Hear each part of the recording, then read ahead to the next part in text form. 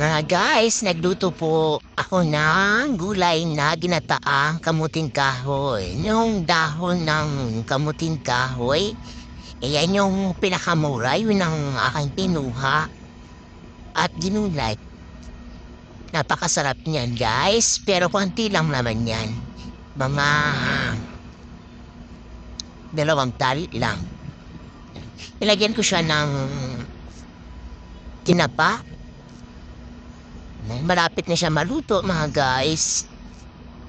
Hintayin na lang natin. Kasi dapat itong luto siya. Then guys, oh, yan, yung tinapa.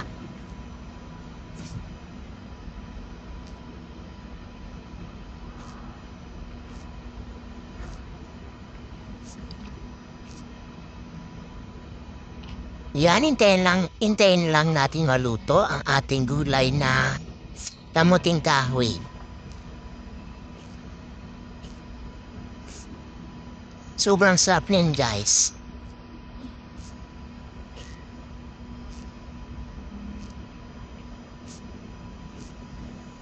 Ito po ang paboritong gulayin sa probinsya. Ang gulay na kamuting kahoy. Gagayatin lang nyo at saka ayan, lagyan ng gata.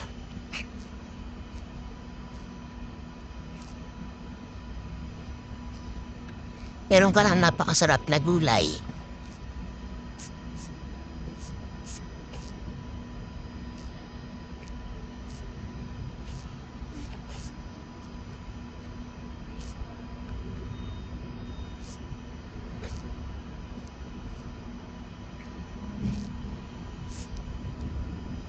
Yan guys, haluin ko na siya ng mabuti kasi malapit na siya maluto.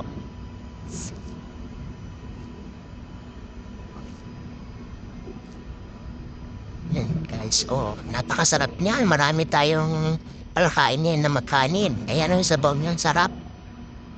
Sabaw natin sa kanin. Ayan guys, thank you for watching. Bye po.